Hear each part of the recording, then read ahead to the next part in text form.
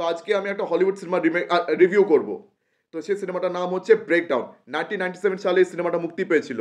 তো কাজেই বুঝতে পারছেন যে এই সিনেমাটা খুবই পুরনো একটা সিনেমা। তো এই সিনেমার ডিরেক্টর জনাথন মস্টো। তো এই সিনেমাতে লিড রোল প্লে করছেন কার্ট রাসেল, তাছাড়া রয়েছেন ক্যাথরিন কুইনল্যান, জেটি ওয়ালস, আরও অনেক অভিনেতা অভিনেত্রী এই সিনেমাতে মজুদ রয়েছে।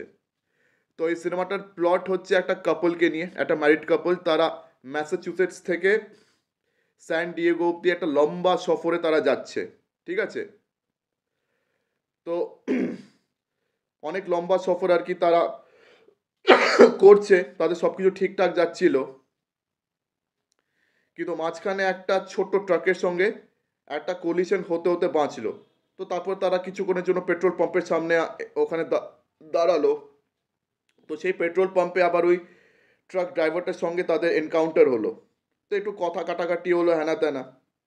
তো যাই হোক, ওটার পরে আর কি তারা আবার জার্নি শুরু করলো স্যান ডিয়েগোর দিকে।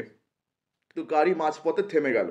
এখন আশেপাশে সাহায্য চাইবার কোনো উপায় নেই। এটা এমন একটা জায়গা যেখানে কোনো দোকান নেই, যেখানে আশেপাশে কোনো মেকানিক ফেকানিক কিচ্ছু নেই। তো একটা তারা কি করলো, একটা ট্র্যাক্টরকে তারা থামালো। তো সেই ড্রাইভার তাদেরকে হেল্প অফার করলো, বললো যে এটা থেকে 5 মিনিট দূরে গেলে একটা ডাইনার রয়েছে, তো সেখান থেকে আর কি ফোন করে একটা টো ট্রাক অর্ডার করিয়ে গাড়িটাকে তাহলে নিয়ে যেতে পারে। তো তার স্ত্রী ঠিক করলো যে ওই ড্রাইভারটার সঙ্গে ওখানে ডাইনারের ওখানে যাবে, আর হাজব্যান্ড গাড়ির সঙ্গে আর কি রইলো।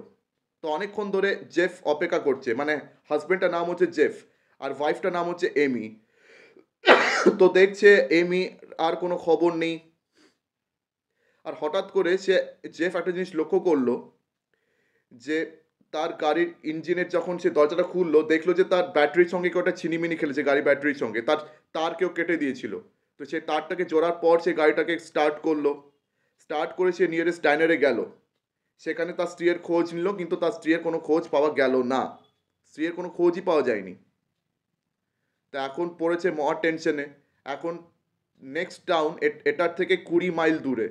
তো সে সেই দিকে যখন যাচ্ছে তখন দেখতে পেয়েছে ওই ট্র্যাক্টরটাকে, ওই ট্রেলার ট্র্যাক্টরটাকে, যার ড্রাইভারের সঙ্গে তার স্ত্রী গেছিল।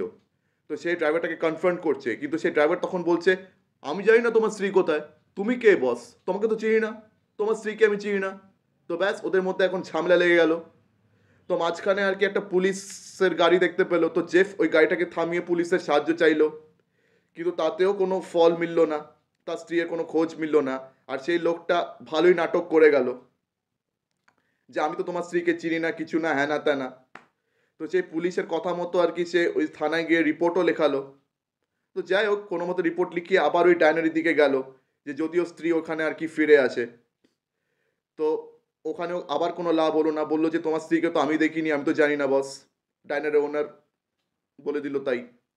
তো ওখান থেকে বেরিয়ে একটা ছেলের সঙ্গে তার দেখা হলো। সেই ছেলেটা আর কি একটা গাড়ি ঠিক করছিল। তো সেই ছেলেটা বললো, হ্যাঁ তোমার স্ত্রীকে আমি দেখেছিলাম স্যার, আপনার স্ত্রীকে দেখেছিলাম, আপনার স্ত্রী কোনো একটা ড্রাইভারের সঙ্গে এলো, আবার তো চলে গেল।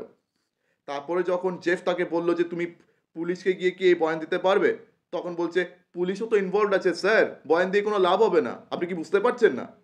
ব্যাস, এখন ফেঁসে গেল ওইখানে। এখন তার স্ত্রীকে সে কোথায় খুঁজবে, কোথায় খুঁজবে? তো যাই হোক, সে আর কি আরো সামনে গেল। তো সামনের দিকে আবার গেল। তো ছেলেটা আর কি যেদিকে তাকালো যে আপনার স্ত্রী, তারপরে ওই লোকটার সঙ্গে ওই দিকে গেছে। তো সামনের দিকে আর কি ওই দিকটাতে গেল। ওই দিকটাতে দেখলো যে একটা গেট রয়েছে, মানে যাওয়ার আর কোনো রাস্তা নেই। আর ওইদিকে হঠাৎ ওই আর্লের সঙ্গে দেখা। আর্ল মানে যে ট্রাক ড্রাইভারটা, ওই ছোটো ট্রাকের সঙ্গে যেটা কলিশন হতে বেঁচেছিল। তো সে তাকে আর কি ওইখানে কনফ্রন্ট করলো, তাকে ওখানে মেরে ফেলার চেষ্টা করলো। তো জেফ কোনো মতে মানে প্রাণে পালিয়ে আর কি নিজেকে রক্ষা করলো। আর তারপরে জেফ আড়াল থেকে ও বুঝতে পারলো যে এই আর্ল, তাছাড়া আরও 3-4টে লোক সামিল রয়েছে তার স্ত্রীকে গায়েব করার পিছনে। আর তাদের সর্দার হচ্ছে ওই যে ট্রেলার ট্র্যাক্টরের যে ড্রাইভার, যার নাম কি একটা ছিল, যার ক্যারেক্টারের নামটা আমি ভুলে যাচ্ছি, আর যার রোল এখানে প্লে করছেন JF ওয়ালশ। তো ওই ট্রেলার ট্র্যাক্টরের ড্রাইভার, তো তার নাম হচ্ছে রেড, ইয়েস তার নাম হচ্ছে রেড। তো ওয়ারেন রেড। তো ও হচ্ছে সর্দার ওদের, ও হচ্ছে ওদের সর্দার। এমনকি যে ছেলেটা ওই ডাইনারটার সামনে আর কি একটা গাড়ি ঠিক করছিল, ওই যে ছেলেটা বললো যে তোমার স্ত্রীকে আমি কোথাও দেখেছি, ওই ছেলেটাও কিন্তু সামিল আছে ওদের সঙ্গে।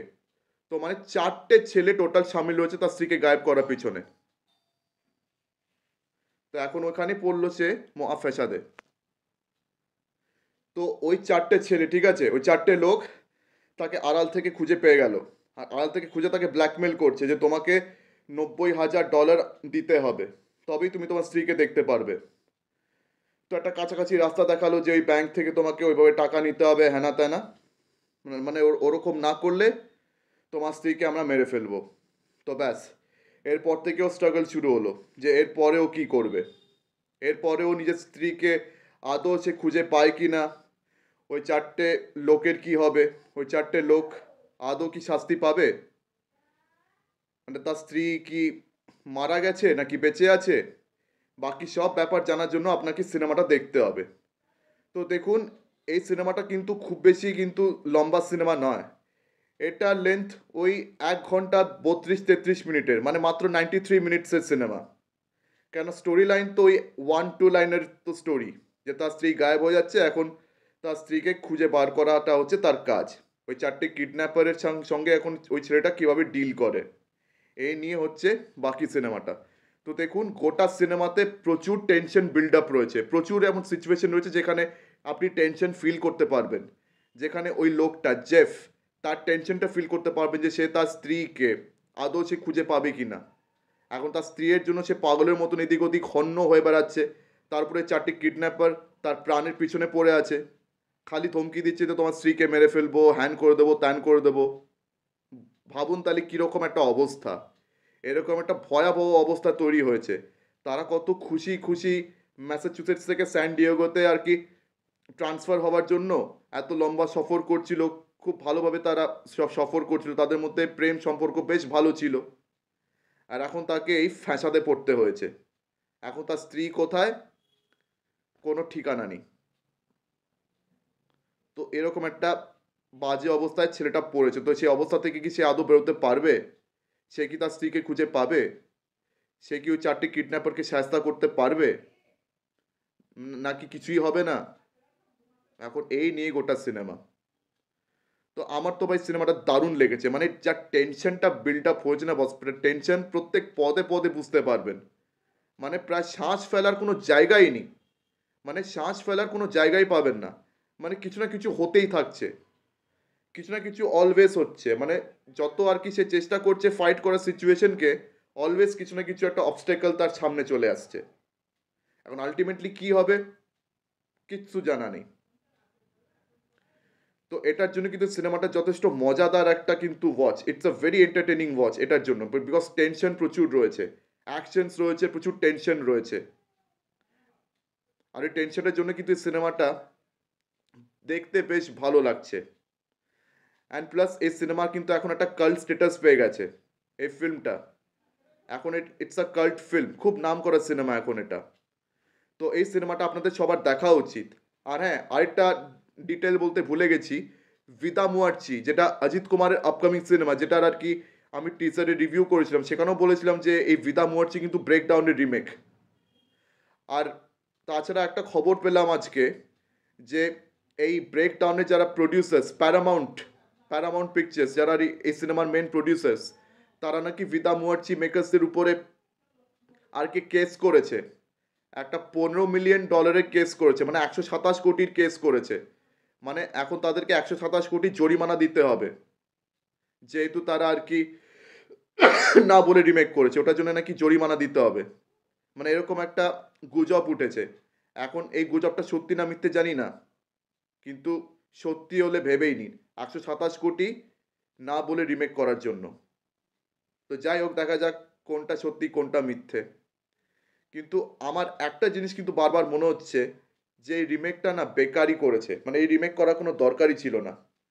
তো যাই হোক, দেখা যাক এই 1 ঘন্টা 33 মিনিটের সিনেমা নিয়ে এবারে তামিল ইন্ডাস্ট্রি কি করে। কেন, অজিত কুমারের সিনেমা মানেই তো কিছু উল্টো পাল্টা আর কি জিনিসপত্র অ্যাড করে দেওয়া। এখন লেটস সি কি হয়। তো আপনারা ব্রেকডাউনটা অবশ্যই দেখুন, মানে এটা কোনো ওটিটিতে তো অ্যাভেলেবল নেই, এটা আপনাদেরকে আর কি টরেন্ট থেকেই ডাউনলোড করে দেখতে হবে। আমি সেখান থেকেই দেখেছি। তো আপনাদের মধ্যে যারা অলরেডি ব্রেকডাউন দেখে ফেলেছেন আমাকে কমেন্ট সেকশনে জানান, আর যা দেখেনি তাদেরকে আমি এক্ষুনি রিকোয়েস্ট করছি এক্ষুনি গিয়ে চেক আউট করুন, একটা অসাধারণ সিনেমা। তো আমার ভিডিওটা এখানে শেষ করলাম। আমার ভিডিও ভালো লেগে থাকলে অবশ্যই লাইক করুন, বেশি বেশি করে আমার ভিডিওটি শেয়ার করে দেবেন, আর হ্যাঁ, আমার চ্যানেলটিকে অবশ্যই সাবস্ক্রাইব করতে ভুলবেন না। তো আজকের দিনের মতন টাটা, চোখ রাখুন পরবর্তী ভিডিওতে। ধন্যবাদ।